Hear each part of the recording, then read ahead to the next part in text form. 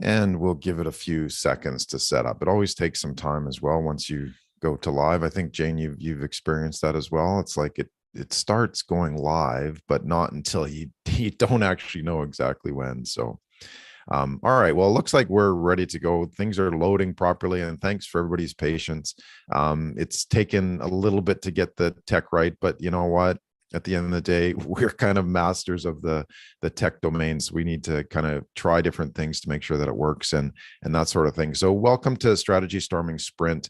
I'm here to give you a quick little discussion on how to level up your ability to deal with disruption, volatility, crisis, and change as well. So, in today's day and age in today's business environment, we really kind of need to understand what it is that's really important and how to prioritize things and how can we actually move, work through today without sacrificing tomorrow. And if you ever heard me speak before, it's like we kind of have to understand what's coming, and we don't necessarily need to look at it as a crystal ball and forecasting and predicting the future and that sort of thing. But what we can actually do is better prepare ourselves and better prepare our businesses as well for what can eventually come. And so a lot of times what we're doing is we're sacrificing today for tomorrow and tomorrow for today with our excessive to-do lists and with our get stuff done and our head down and bum up and getting work done and that sort of thing. So we kind of need to stop and think about, well,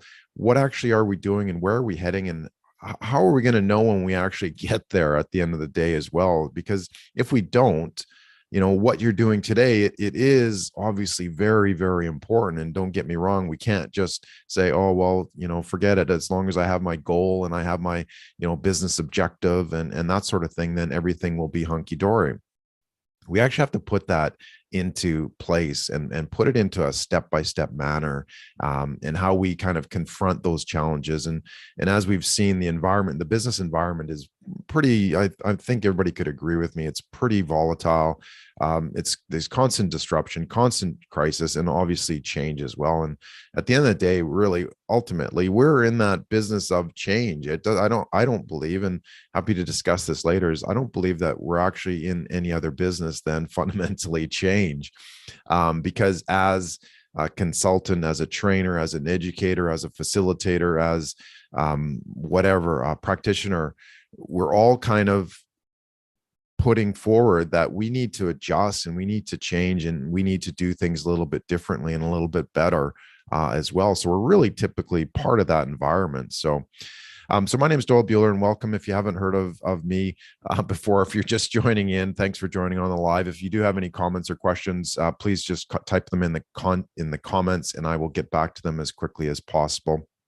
I've been creating this place, this environment called Strategy Storming, and it's where we can actually take some creative ideas of what's really important, what's not, how do we prioritize things, how do we actually balance everything, and ultimately, again, the busyness that we see so often and that we're so part of and we kind of can't always escape from is this busyness of how do we balance everything.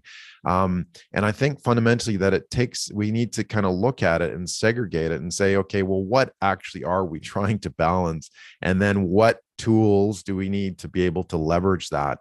And if we're able to do that, if we can see those pieces, then we can kind of find our way forward, and we can kind of create that stability, create that certainty, and create that clarity as well. That's so very, very important also. So that's what I'm here to talk about today, very, very quickly. Obviously, we can go into depth with a lot of this stuff, but I wanted to give you just a quick little taster of what's important and how can we actually start this journey as well. Because if we don't take that first step to seeing how can we actually do things a little bit differently, how can we change what it is that we need to change, we're still going to be doing the same. We're still going to be spinning our wheels. We're still going to be, kind of fighting that forever fight of firefighting and that sort of thing. So we need to be able to move that focus from firefighting, as I'm sure you're all familiar with the expression, to something where we're actually activating and we're moving forward, and we have these clear steps as well, and we have this clear pathway forward. And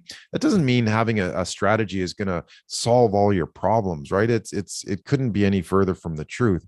But what it does is it gives you that stability, it gives you that certainty to be able to understand and to contemplate, how can you think strategically, how can you understand what's really, really important here and what's not. um, Part of strategy is deciding what you don't need to do, what you shouldn't be doing, and allows you that ability to say, okay, well, this is the priority. This is what I can actually work with, and this is what I need to do next as well. So I want to take you in on that journey to be able to do that. So talking about the four things we know right now, the quickening, what I call it, the business life cycles, which will really show you where we are in that next business cycle and why it is so important to be able to understand what this cycle is.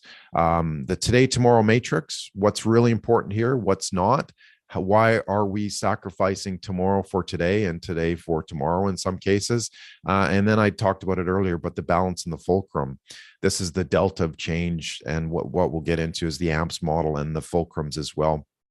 And then wrap up with what I call, what I don't call it specifically, that's what it is called, survivorship bias, the 1 degree of artfulness, and then the 100-day radar to give you a very specific plan forward as well. So looking forward to discussing that. And if you, like I said, if you do have questions, please put them in the chat or in the comments, or if you want to turn on your mic as well, please feel free to ask, and we'll go through your questions as well, or at the end as well. So why are you here? Well, look, a lot of us are change makers at a business, excited to protect the company and your career. We're strategy, innovation, change consultant, coach, trainer, looking for new tools, strategies, and insights. A business owner eager to simplify your work and protect your creations, and simply looking for better, more integrated, creative solutions. How can we be more creative at what we do? Sometimes it's not necessarily us thinking that we're not creative, right? It's simply understanding that, do you have the right tools? Do you have the right training? Do you have the right understanding that makes you creative and makes you look at, your business a little bit differently? And being creative at thinking strategically, to me, is one of those ultimate goals that we can actually harness. And that's what the set of tools of strategy storming allows us to be able to do. So what do we know right now? Right? Change happens. There's nothing we can do about it. We're stuck in it. We need to understand that if we can harness sort of the creativity behind change, then we can make progress. If we're constantly being pushed to and fro by change, guess what? It's not going to work. We're going to feel that pressure. We're going to feel that uncertainty of what's happening. We're going to know that there's no clarity forward. So if we can embrace that whole factor of this is change and it's constant, we need to address how can we be creative about solving these challenges. And there's four right now that I see in the marketplace, in the world, and in the business environment as well. Number one, as I've kind of been spouting off on, everything changes all the time, right? Uncertainty and volatility rule, but our only response seems to be try to do even more with less. We're tired, always in a reactive mode, and never seem to finish or accomplish anything. Number two is nobody knows the answer. Signals from the market are incredibly confusing, so it's not clear which turn to make or what data to trust. In absence of clear direction, people are afraid to make a decision and then get blamed for it, right? You've heard the expression analysis paralysis. Guess what? If we're looking for the answer and we can't really find it, what do? Oftentimes in business, we just kind of freeze. We're not sure what to do. And that's okay. That's the business environment that we're in, but there are ways of getting past that. Number three, old business tools no longer deliver results. So most of what we use in business takes the typical strategic planning or budgeting or just-in-time management is designed for stable, certain market conditions. But as we've all seen, these conditions no longer exist. So we need to be able to adapt and understand what's really important. And the fourth one that's really important is that the team is exhausted, right? Whether it's you, whether you're a solopreneur, or whether you have a couple people or a couple dozen or a couple hundred, you're all going to hear the same thing. And you probably already hear this. The team is exhausted. Our people are overwhelmed. They're doubtful of the future. They're doubtful of today. They're resistant to change because they don't know what's about to come. And as a result, productivity in the business suffers. In this environment, we cannot be creative or work effectively across organizational silos, or understanding, excuse me, understanding what's really important for the business as well. So we need to take a look at this. And this is the fresh look, the fresh creative look, how we can kind of rethink and reinvent what we want to do. And it's a term that I call strategy storming. So it's a combination of thinking, creating, storytelling, and world building. And it's about the art and science of strategy and business and how we kind of put all these pieces together. And ultimately that's what you can classify as artfulness, right? Combining the art, combining the science, to combining all the different factors, the thinking, the creativity, the storytelling, and the world building as well, building something with a strong foundation so that we can rethink and reinvent, what's slowing us down and how do we actually build a plan to overcome us. And ultimately, that's the goal here. So strategy storming is adding new thinking, reinvention, and gameplay into how we think, create, craft, and build strategies that are robust, giving us the clarity, certainty, and competencies that we need to know along this chaotic pathway, right? If we can reduce, not necessarily, we can't reduce change because we can't control all of that, but can we reduce the chaos? Can we kind of create that certainty with our own business, with our own way of dealing with that, with our own creativity? I say 100% yes. And that's what we want to be able to develop here. So what's the artfulness of strategy? It's balancing the art and science of business. It's being more clever, right? It's being more creative. It's being more skillful. It's thinking more strategically. It's reducing complex ideas and problems. It's about crafting uncommon solutions and embracing complexity and comprehending the dynamics of strategy. We've all been in business for a while, right? Ultimately. So I'm not saying we need to, wipe the slate clean and start from scratch. And it's like everything that we've done is no longer useful or practical. You're obviously very skilled and have a lot of expertise in your business and what you do and how you do it. So we need to just add on to that. It's like riding a bicycle. You know how to ride a bike, even if you haven't ridden one for a long time. I don't want to get into that, or skiing, downhill skiing. I haven't skied for quite some time, but guess what? I bet you I could slap on some boards and try not to kill myself. I know the basics and I'd probably make it to the bottom of the hill. The point is that we need to take that level of wisdom and knowledge and understanding of the market and the business. And you have all that. So let's talk about being more. Let's adding more. Let's make it better. More clever, more creative, more skillful, all of those things that are really fundamentally important to your business so that we don't have to, relearn everything because nobody wants to do that. And you have you're sitting on a mountain of value.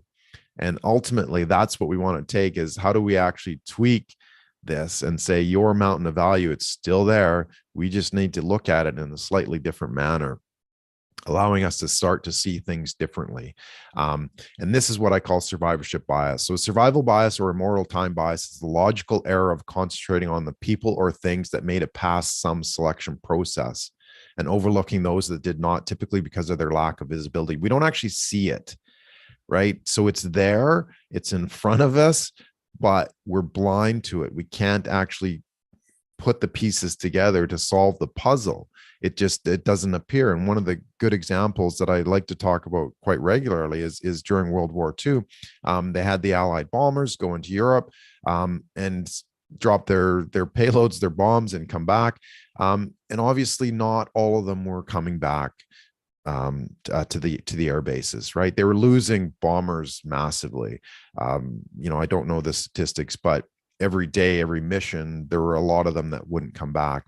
And the reason why was obvious, right? They were shot down. But what they did is then they analyzed this. Okay, well, how do we actually get more of the bombers back? How do we get more of the pilots and the bombardiers and the navigators all back to base? Because obviously that's the ultimate importance here. So they simply mapped out all the bullet holes on the aircraft that return and drew this map. You can see the little red bullet holes just as obviously a typical scenario. And what they found was that the grouping of the bullets was around the wingtips, around the central fuselage, and then around the tail section as well, which is good. So how do we protect this aircraft? Well, we should, because they're getting hit by bullets, try to protect those areas so that the bullets don't cause damage, right? The challenge was that it wasn't where the bullets were hitting, it's where the bullets weren't hitting, or what we could actually see. So for example, the bullets were hitting, where were they hitting? And not, the aircraft was not returning. They were hitting the cockpit, they were hitting the engines, they were hitting the main wing roots, they were hitting the empennage, the back end of the fuselage. These aircraft were the ones that were not returning. So the ones with the bullet holes, guess what? By luck or design or whatever, they made it back okay. The ones without, that they couldn't actually measure, they couldn't actually see, it wasn't part of their picture, those were the ones that were crashing. And those were the ones that weren't returning back to base. So ultimately, the conclusion was the armor doesn't go where the bullet holes are, it goes where the bullet holes are not. Right on the engines, on the center fuselage, on the rear fuselage, around the cockpit, because guess what? Those were the occasions where the aircraft crashed and couldn't actually make it back. So in light of that, we need to take a kind of a fresh perspective of what's ultimately important here to you and your business, and what are you not seeing? We all know what we are seeing, but can we kind of look differently? Can we kind of change that perspective? Can we raise the elevation of what we see and how we see it? And ultimately, that gives us the opportunity to see, where do we actually put this information? Where do we put the bulletproofing on the aircraft, so that we do make up that, so we do make it back, rather, to complete that mission as well. One of the things that I spoke about a lot is, are we sacrificing today for tomorrow as well? Because we need to understand that we have our to-do list. It's ultimately very, very important that we get this job done, and that we get it done quickly and properly. But is our focus on tomorrow too much, or rather today too much? And a lot of times this is where we're focused on today. And there's nothing wrong with it. We've got our to-do list. We got our understanding of, this is our activity. This is, I've got to go get sales. I've got to go build this website. I have to create this document. I have to, create this course, whatever the case may be. That's all stuff I'm doing today. But again, are we sacrificing that for tomorrow? What happens tomorrow if we don't have those courses in place, if we don't have those clients in place, if we don't have those types of things in place? So we kind of have to be balancing this. And I'm going to show you how to actually put this into a balance diagram where you can actually see and leverage this as well.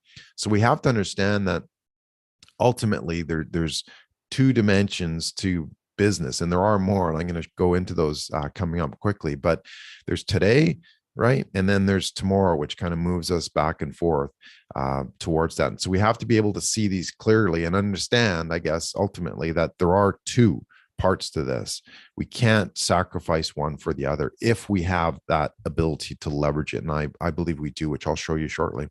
So how do we actually look at this a little bit more in detail? Where do each of these components bring us? If we're, not talking about today, but tomorrow or yesterday even, typically it comes down, if you can imagine the same graph that I just showed you, right? Here's the today line, and here's the tomorrow line. And actually, like I said, here's yesterday, jeopardizing tomorrow. What we find is that there's 4 specific quadrants. Where typically most of us sit are in this firefighting stage, right? We're thinking about today, but we're kind of stuck in tomorrow, or rather yesterday, because it's stuff that we haven't actually resolved. And that's, the term is called firefighting. And typically what it is, it's a short-term fix, but you've got really long-term pain because you spend all of your time fighting fires, right? What does a fire person do, right? They put out fires. What can you imagine a state where they didn't have to put out any fires, right? Like what could you do with those resources? Instead of fighting fires, they could be, being proactive in the community. They could be helping with engineering and design of fireproof buildings, and they could, be helpful in health and safety and security and medical care and that sort of thing. So you could actually reallocate those resources that you're using for firefighting to something a lot more productive. We don't need, ultimately, we don't need firefighters.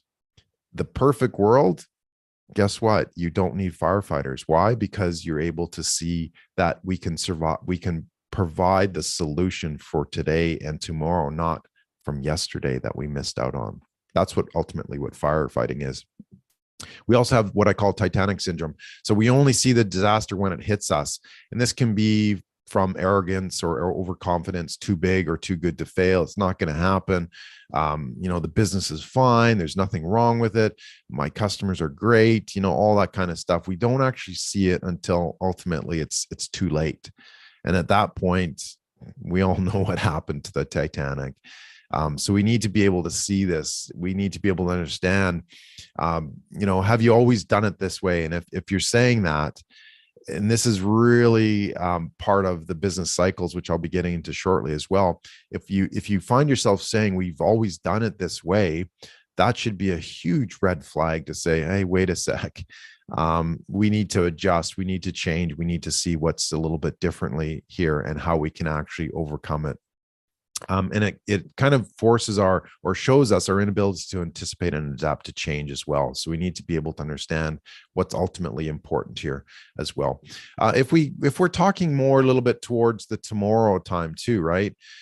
So, okay, if we can get past today, right, and we can look at tomorrow, what's called blind idealism. And this is where a lot of the startup spaces are. It's like, oh, well, we're wishing for tomorrow while destroying today, and not necessarily in the sort of the destructive methodology of disruption and that sort of thing, like Uber, for example, and that sort of thing. But looking at it from how can we actually move things forward. And again, a lot of startups get stuck in this space where they're disconnected from the present reality and the pressing needs. So it's like, oh, well, you can do this. Guess what? Nobody necessarily wants to do that or has realized that they need to do that as well. So it's wishful thinking. It's a bias against implementation. It's just about ultimately the heavy focus on strategy too much. And it's often impractical and untested. So are we kind of thinking of our business of oh, it's a wonderful idea. It's like my baby is, the best looking baby ever kind of thing. But we need to kind of take a step back and see what are we actually talking about? Are we just being a little bit too idealistic as well? And then we get into this space that we should be, where we kind of balancing the today and tomorrow as well. And that's called reinvention. It's solving today while building up tomorrow. And this is very proactive. This is very deliberate. This is very looking at how can we embrace change as well to be able to fully understand what's important, balancing the practical action to preserve the best of the old while fostering the new. We're not saying that yesterday was perfect. We're improving upon yesterday, but we're also looking for tomorrow as well. And we want to focus on building a system for timely reinvention. And that's what we really need to focus in on. So ultimately, strategy storming is about this kind of mindset that we need to look at. How do we actually detail how do we deal with reinvention? How do we actually look at how can we change things properly? How can we solve today while building up tomorrow ultimately? Because without it, we're going to be stuck in yesterday, and we're going to be stuck with firefighting every single day that we wake up and get things moving. So where does that leave us? Understanding what is really important here. What kind of business cycles are we seeing, and why is that creating such this sense of chaos and crises and that sort of thing? So from 1900 to 1975, the business cycle was typically total of about 75 years. So this is why your grandparents, great grandparents, they had one job and that's what they did for their whole entire career, right? 35 years. And so if you look at it from the half cycle, it's a change of society every 35 years, give or take, right? So that's when, if you look at from the career standpoint, you're really kind of switching careers once every couple decades, if that, right? I had a grandfather who he had one job. He worked as a machinist in a manufacturing company, and that's what he did. And he got his gold watch when he retired when he was 65 years old, and that was it, kind of thing. But today that doesn't happen. And in the last, from 1975 to 2005, so mostly our generation, a typical business cycle was about 15 years. So everything would shift, everything would change about every 15 years. So we would be forced to change and adapt every 7.5 years. So new careers, new types of businesses, excuse me, new technology, new ways of doing things, new mindsets, all that kind of stuff. So we were looking at that as And we thought that was busy and that was pretty hectic. And you know what? It ultimately was. But guess what?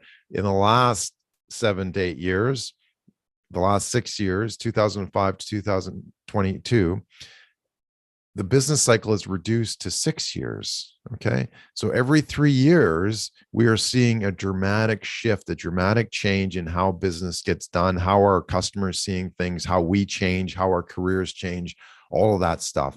And it keeps reducing and reducing and reducing. So every 3 years, if you're not reinventing how you solve business problems, how you solve business challenges for your clients, guess what? You're missing out. Your business is not going to make it. So we have to ingrain this into how we do things and how we get the job done.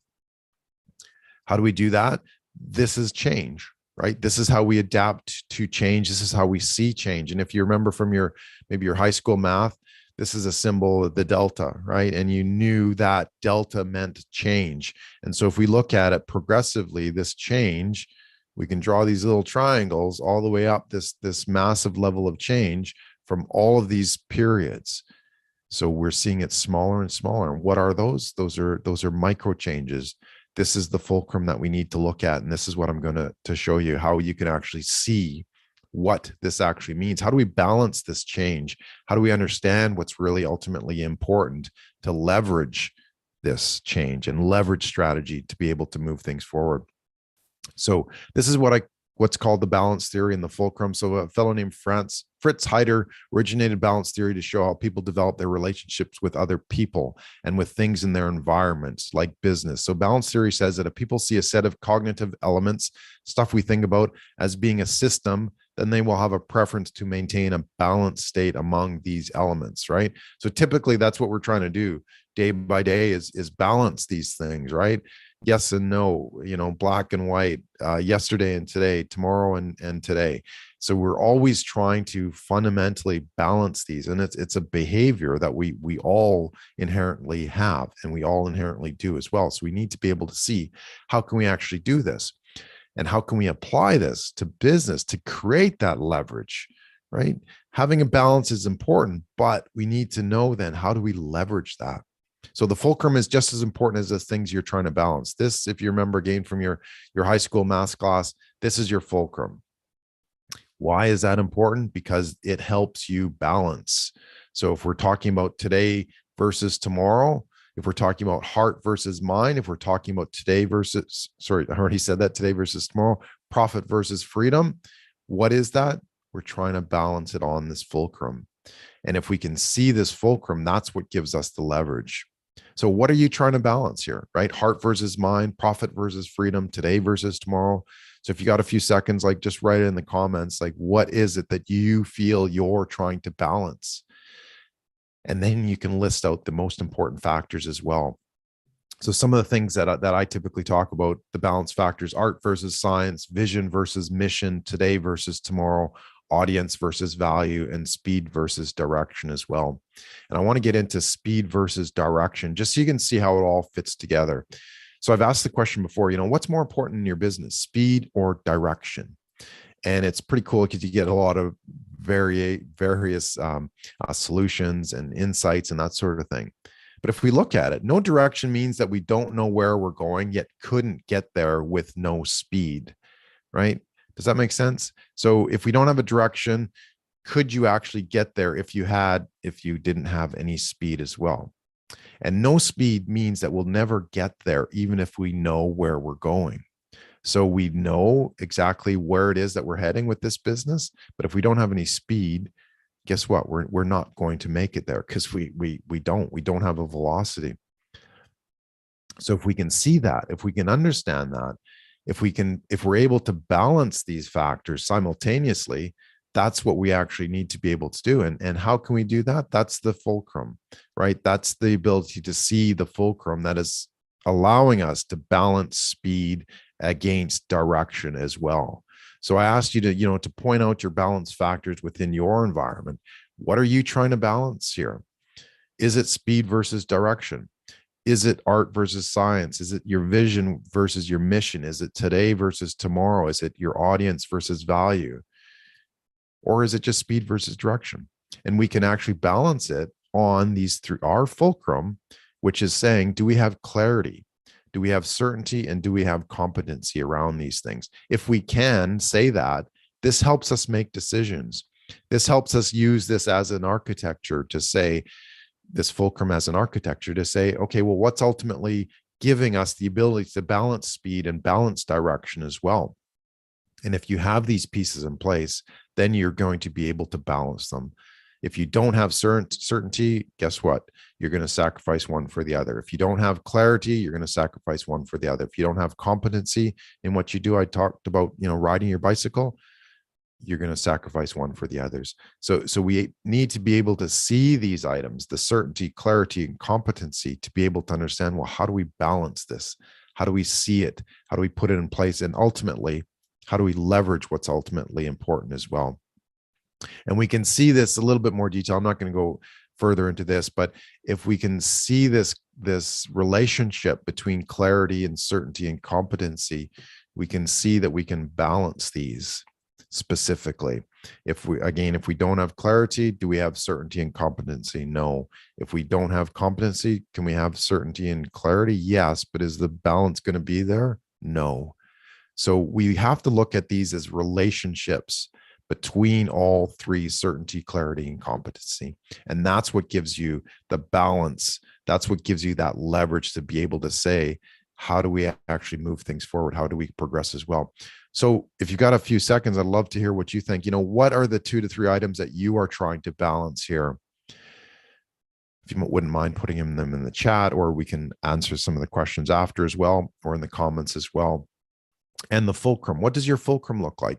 And this is kind of where we need to look. There's a lot of depth here, but ultimately it's just kind of taking that top of mind stuff, that what's really important here? What is keeping our business balanced?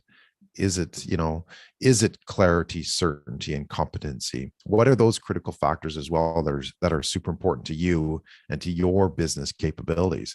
And if you're not able to see that, I have some worksheets actually that you'll be able to download at the end of this that'll help you kind of focus on that and help you be able to see that as well. So how do we actually use that in place? This is where the AMPS model comes into play: the audience, method, process, story. And these are the 4 fulcrums of change for reinvention. So everything that I've been talking about comes down to this model, and seeing that if we want to be able to balance what we're doing today versus tomorrow, vision versus mission, speed versus direction, we need to have this fulcrum.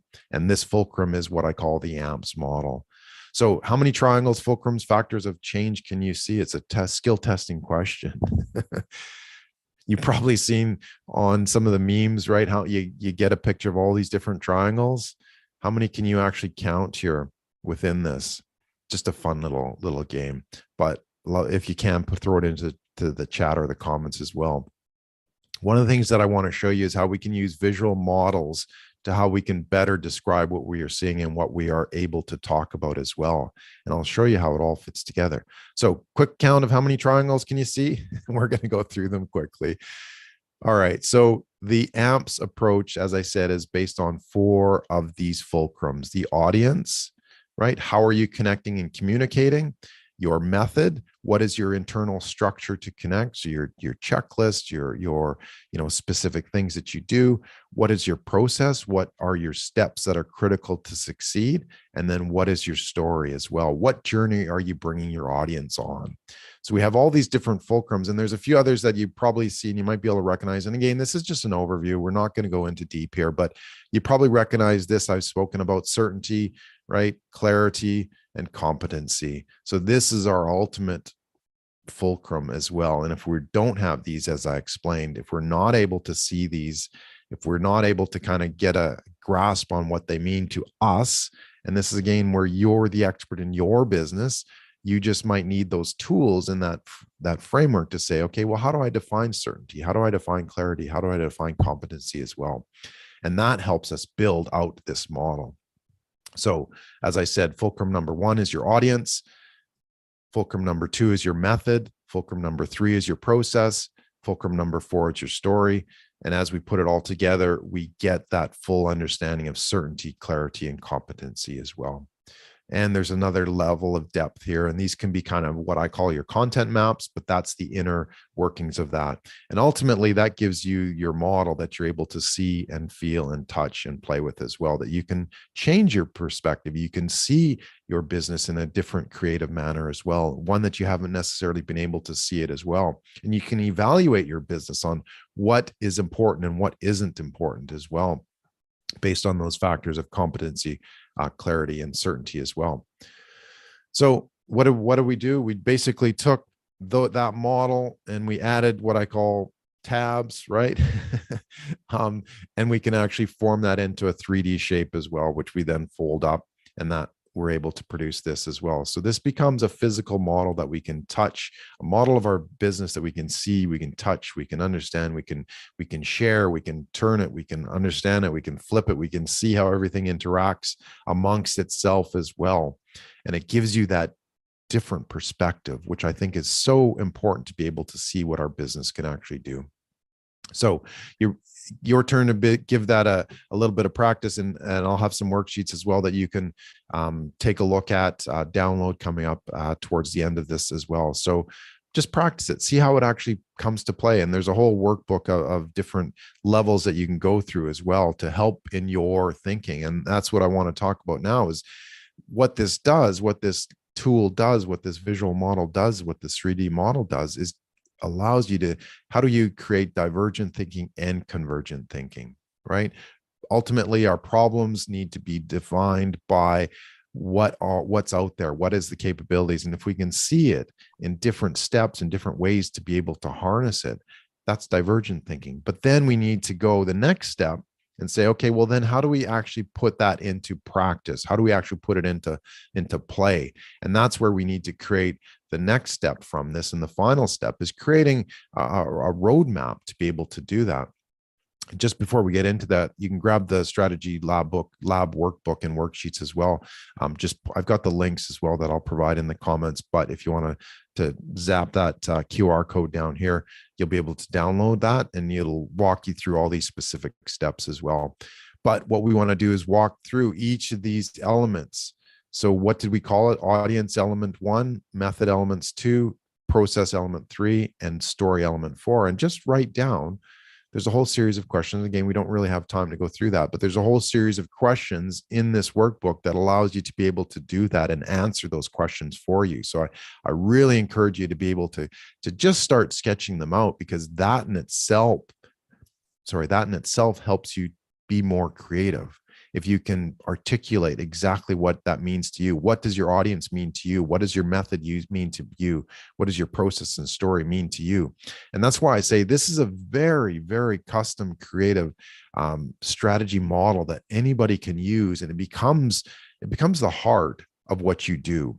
And if you're able to describe that, and if you're able to articulate, and then if you're able to see it and put it in practice, it takes on such a greater meaning, as opposed to just the PowerPoint presentation that gets lost in your cloud drive or gets lost in a pile of papers that have been sitting there, and you find it like 2 years later, and it's like, oh, what a great idea we had, a couple of years ago. So all that being said, again, we've talked about the divergent thinking, and now this is the convergent thinking. So how do we actually take steps to go forward? How do we actually take steps to move forward as well? So where are you headed? What can you see? I like to say, you wouldn't go to an airport without knowing where you're going or what flight you're on. So why don't we always know where we're going with our business? And we need to be able to see that. And that comes down to what I call a radar. So radar helps you see what's close versus far, what's off course, what's a priority now versus later, where the obstacles or the challenges are, where are we going, what direction, what elevation, what speed. Like there's so many different factors that a radar is used for. And if you've ever, used it in a trade, or even just knowing that, hey, the airplane that I'm going on, and I've got a great little story at the end as well. The airplane that we're going on uses a type of radar. And if we don't actually know where we're going, if we're a little tiny bit off 1 degree, where's that going to get us? And I'm going to show you exactly where it is. And you might be surprised or you might not. But anyway, the point is that the radar helps us see what's ultimately important here and how we're going to be able to get there. So we need to look at that. How can we formulate our convergent thinking to be able to see this a little bit differently. And we need to look at it. What can we directly control? I asked the question in the beginning, like, what is it that we're scared of? We're scared of change, but it's kind of that fight or flight, or just kind of sit and freeze as well. Analysis paralysis. And a lot of times we get stuck there. So we have to look at what is outside of our control. What can we influence and what can we directly control? And then that becomes where we want to target it as well, because that allows us to take our fears, risks, and challenges and put them into action as well. And we're able to do that with the roadmap. So if you've been able to fill all these out, and I know obviously this does take some time, so don't worry too much, but I'm going to show you how it can work. We take all these elements and we map them out, and we take the audience element, for example, and we put that in here. We take the method elements, the 3 of them, and put them in here. And then we take the process elements and put them here. And we take the story elements and we put them here. What does that give you? That gives you a roadmap. That gives you your radar to say, these are the priorities. So these are my audience priorities for the first 100 days. These are the priorities for the next 100 days. These are the priority for the third 100 days. And then these are the priorities for the fourth 100 days. So obviously it depends on how you plan and what you want to do, but that's the structure that then says, let's take our fulcrums, right? Remember we spoke about those. Let's take this process. Let's understand what's really important, and let's break it down into something that we can do so that we can move forward. So that, again, we're looking at reinvention. We're not looking at firefighting, right? We're not looking at Titanic syndrome. We're not looking at, idealistic startups and that sort of thing. We're looking at what is practical, what is allowing us to adapt, and what is allowing us to move forward. And that gives us the opportunity to be able to say, this is step 1, this is step 2, this is step 3. And obviously there's going to be some discussion along the way too. It doesn't have to be like a concrete roadmap, right? You're going to see the flexibilities, but if you break it down into each of these segments, into each of these specific pieces of strategy, you'll be able to act upon them. So no longer will you have to sacrifice today for tomorrow, and you'll be able to balance everything appropriately. So if we don't have this, what actually happens? So this is the 1 degree of artfulness. So what's 1 degree off course? If you're a pilot, I used to be a military pilot and a commercial pilot, and there's a rule of thumb called the 60 and 1 rule of thumb. So if you're 1 degree off course, what it means is that for every 60, pick a distance, well, I'll use kilometers, for every 60 kilometers forward, if you're 1 degree off, you're going to be 1 kilometer off of course. Okay. So imagine you travel 60 kilometers forward. If you're 1 degree, right, 1 degree off, which is just a sliver of a circle, you're going to be 1 kilometer off, which if you're traveling 60 kilometers in an airplane, you travel and you look down and, okay, well, I'm 1 degree off, but I can see that the runway is, 1 kilometer to my left because I'm 1 degree off. Okay. So it's pretty simple to see that I can correct and I can make that adjustment, and I can see, okay, I'm going to land here and enter the pattern and that sort of thing from this point, which is cool. It's okay. So, and that's today thinking. That's to say, okay, yeah, I'm not that far off today. I can get it. I can get back on track, and away we go. But if you look at tomorrow, if you look at bigger distances, if you look at, Perth to Sydney or Sydney to London, like how many kilometers is that? Like Perth to Sydney is, I think it's about 4,000 kilometers, 3,500 kilometers, which is far. So how many kilometers will you be off? So, 3,500 divided by 60 is what? 60. So you'd be 60 kilometers off, which again, that when you get there, you're going to look and you wouldn't actually be able to see how far off you are. So you could potentially get lost very, very quickly. If you're traveling even further, if you're traveling from Sydney to London, what is that? 8,000 kilometers, 10,000 kilometers? What's the diameter of the earth? If you're traveling, for me, like from Perth back to Canada, that's like a massive distance. And so if we're 1 degree off, I'm not going to get to Canada. I'm going to make it to Hawaii or Alaska or, Florida or someplace like that. So, and I'm not going to be able to correct. It's going to be too late. The plane will have left the airport, so to speak. So we have to be very clear that we need to make these adjustments. We need to make these strategic adjustments throughout this process, not just at the end, because guess what? We've lost. Remember, I talked to you about the cycles of business. If we waited for the cycle to happen, we've missed out. We're going to have to scrap the business instead of just reinvent it. So we have to be careful of how do we actually see things and what are we acting upon to be able to make it work as well. We could land out in the desert, which if you've ever been in a desert or the outback Australia, not quite as much sand. We're not getting to where we want to go unless we wanted to go into the desert, right? So we need to be able to see how that is important and what we can actually do about that as well. So a lot of us are operating in the long cycle versus the short current cycle of business, meaning that we're looking at the longer cycle of 6 to 15 years, which isn't working. We have to decide on this curve where to start reinventing, where to start rethinking. And that's what strategy storming is about. It's defining that moment so that we can jump to the next business cycle as well. We're still fighting fires, right? Every single day, that's what we're doing. And I do it too. You know what? I've got a lot of fires to fight as well. It doesn't mean we kind of eliminate it. What it means is that we're able to reduce it, or we're able to, put those safety features in place to be able to reduce the amount of firefighting that we do. Or we're in that Titanic mode and we're just moving deck chairs on the Titanic, right? Nothing we're doing is going to work because it's too late.